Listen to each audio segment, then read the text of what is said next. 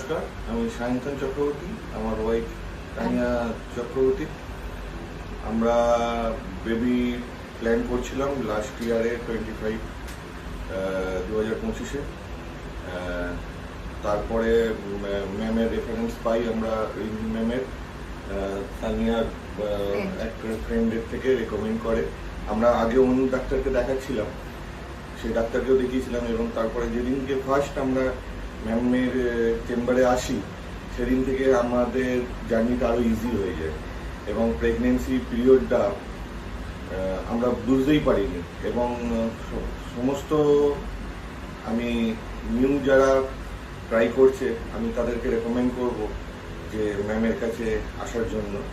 এবং during this period আমি একটা কথাই বলবো যে প্রেগনেন্সি জার্নিটা মনে হয়নি প্রেগনেন্সি এবং কমপ্লিকেটেড ছিল, ক্রিটিক্যাল ছিল, সেই জায়গাটা কখনোই আমরা ফিল করতে পারিনি অ্যাজ এ পেরেন্ট হিসেবে। ফাইনালি আমরা এই বছর 2026 1 তারিখ 1st May আমরা we are become a parents to blessing a baby boy। এবং যেদিনকে আমাদের ওটি চলছে আমি নার্ভাস ছিলাম, কিন্তু ম্যামের ফার্স্ট টাচ বা ফার্স্ট মিট যে না কোনো অ্যাসিওর যে সায়ন্তন কিছু হবে না, এটাই অনেক। মানে আমার কাছে ম্যাম ধন্বন্তরী। ইভেন এটুকু বলবো যে during this period through out ম্যামের SMS ভিজিট, মানে ম্যাম এরকম মানে আমাদের একটা ফ্যামিলি হয়ে গেছিল এই পিরিয়ডের মধ্যে। যে ম্যাম আর কি এরকম বলতো যে তুমি কেন ফোন করছো না।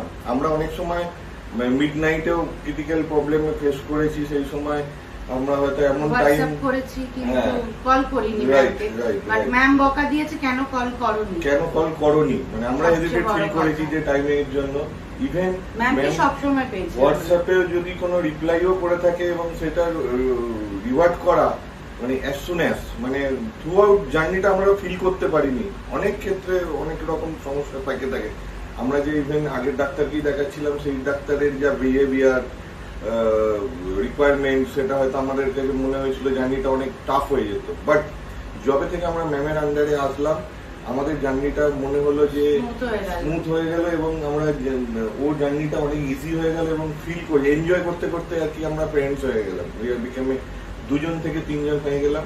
তো আপনারা রেকমেন্ড করব যে ম্যামকে ম্যামের কাছে আসুন। অবশ্যই মানে আমার দেখান, ফ্রেন্ড রিলেটিভ ইভেন যারা আউটসাইডার ওয়েল উইজার যারা আছে, আমি তো তাদেরকে একটা কথাই বলেছি যে ম্যাম আমার কাছে ভগবান।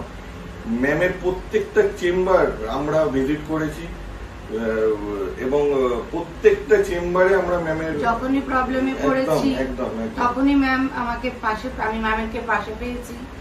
তো আমি তো রেকমেন্ড করবই, খুবই ভালো, মানে আমার কাছে বেস্ট গাইনোকোলজিস্ট উনি।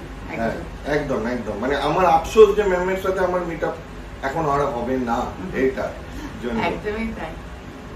থ্যাংক ইউ যারা এখন মানে নতুন ট্রাই করছো, তোমরা যে প্যারেন্ট হওয়ার চেষ্টা করছো, একদম তাদের বেস্ট চয়েস যোগাযোগ করতে পারো। এবং নিয়ার বাই আছে, যদি তারা মানে আমাদের ইভেন আমার বসকেও আমি রেকমেন্ড করেছি, এবং বস আমাকে অ্যাসিওর করেছে যে কেউ অলরেডি আমার ভাইয়ের মানে আমার ভাইয়ের ওয়াইফকেও আমি রেকমেন্ড করেছি, সেও অলরেডি প্রসিডিওরেই রয়েছে ম্যামের কাছে। লেক টাউন, নিউ টাউন এরিয়ায় বা সল্ট লেক এরিয়ায় সবথেকে বেস্ট ডাক্তার হচ্ছে গাইনোকোলজিস্টের এখনো পর্যন্ত ম্যাম। থ্যাংক ইউ, আশীর্বাদ করবেন আমার।